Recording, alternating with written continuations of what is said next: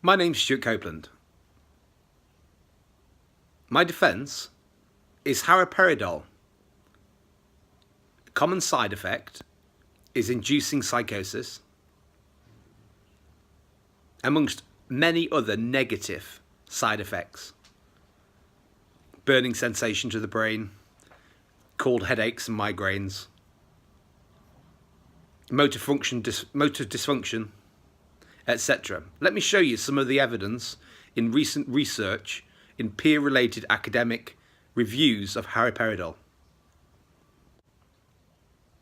A recent publication, Sorcery, Christianity and the Decline of Medical Services, in a book, has seen that the treatment of haloperidol, in fact, rather than calming effect, can have a negative reaction.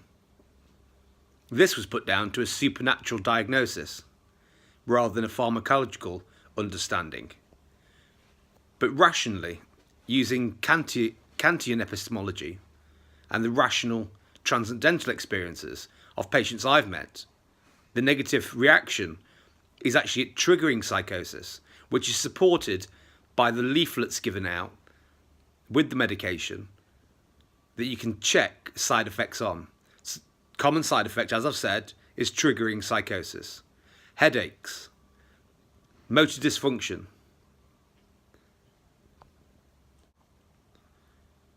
In many articles, it is highlighted that haloperidol has been less used in recent times to treat schizophrenia because it is found ineffective, and has now been taken up to treat agitation, finding its second utility in being found to deal with agitation in the patients being medicated. But this is from recent clinical trials. It seems to me this drug is no good, and just putting it down to another utility in treating a different diagnosis is not working out. Here it quite clearly makes reference to problematic with working memory, problematic in motivation, in your time linear perceptions. If anything, it produces performance decrements. Here again, there's more evidence that it causes time distortions in the mind, in the clinical populations inside hospitals. And who are these people that write the books? The people that write the books are the doctors who get paid by the pharmacy producers, the multinational corporations of pharmacology, to administer the drug and report back on the side effects, and it's a treatment for the symptomology. And they get paid for that from the pharmacies and their multinational corporations for pharmacology, and also get paid from their wages, and also then write books and get paid for that too. And here it says, haloperidol affects the dopamine pathways, cutting your dopamine down, creating drosophilia, supposed to be treating autistic disorders.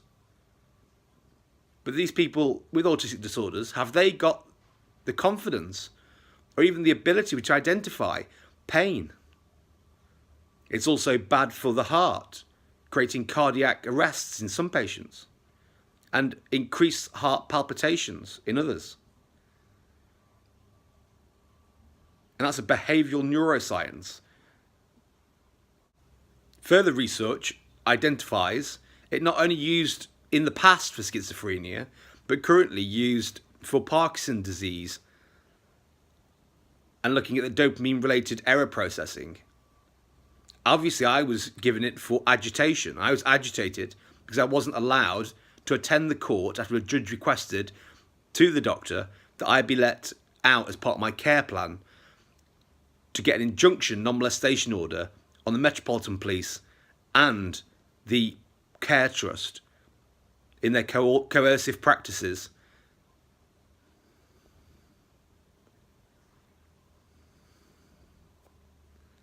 And here again, haloperidol, found to change the ontic being, the ontology, the philosophy of being. So there we go.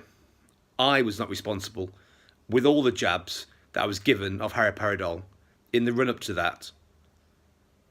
And I can safely say that as I was taken off it in 2016 by another doctor, this should have been taken into consideration when prescribing such harmful medication that caused my brain to burn, caused me to trip out in a psychotic episode.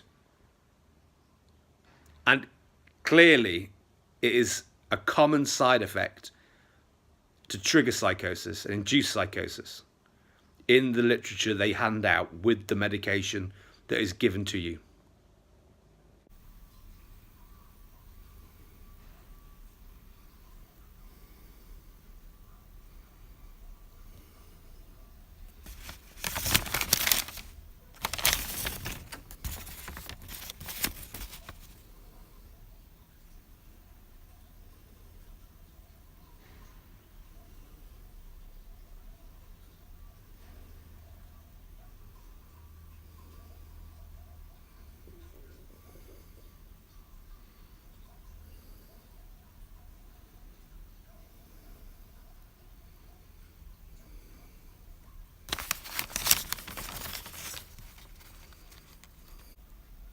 Here's my admission in 2015, where I was given haloperidol and taken off it.